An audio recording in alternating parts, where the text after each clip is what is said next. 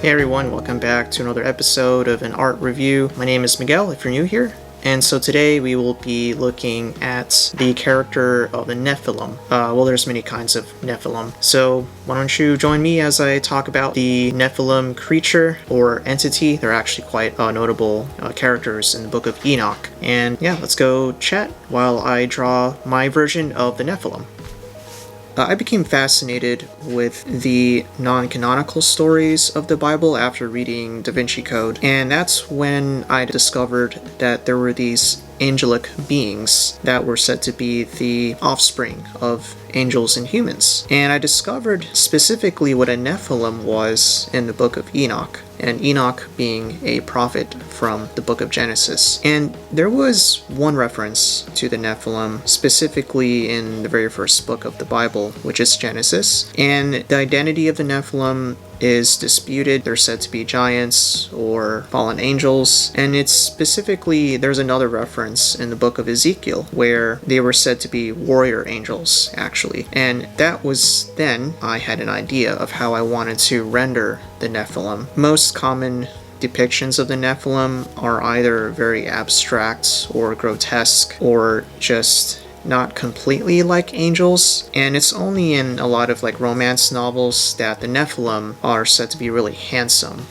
pretty much like a common angel, but has like a dark side, that's very appealing to readers of romance novels. But in my version, I wanted to have a more abstract look to them, not quite typical in a lot of like action movies or fantasy novels, but just try to experiment a lot with like the colors and try to give them a little less human-like look. But I gave them weapons because I really like the idea that they are specifically warrior angels, much like Saint Michael or Saint Gabriel. And again, the study of biblical literature that are not canon to the Bible is still being disputed. So I really kept that in mind, but I think that's what I find fascinating and interesting because we don't know exactly what these words mean. They're pretty ancient, so they're often left to interpretation, and so therefore are left to a lot of creative interpretation, and that's what I think is quite beautiful. What I find really cool about these stories being adapted into pop culture is that there's so much variety, and just like if you were a fan of a particular novel being adapted into the big screen, there's going to be a lot of stuff that you may not understand unless you are familiar with the source material.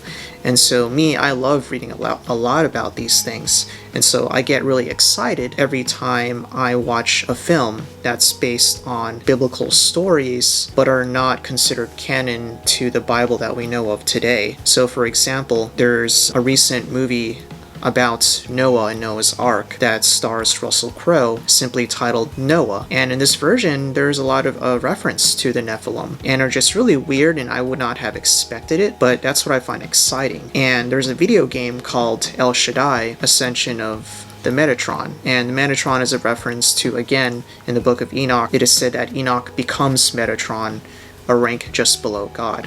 And so when I played it, I get really excited because I know exactly what these references are. So the more you understand the history and the literature, it enriches the experience when you watch a film or play a video game that references these things. And so I hope you enjoy that rendition of the Nephilim. I find it a bit weird and a bit of a challenge to see how I want to depict them when there's just so much variety and adaptations out there. So let me know in the comments below what you think, and join me next time in another art review, art talk, art chat as I draw these legendary creatures, and I'll see you next time.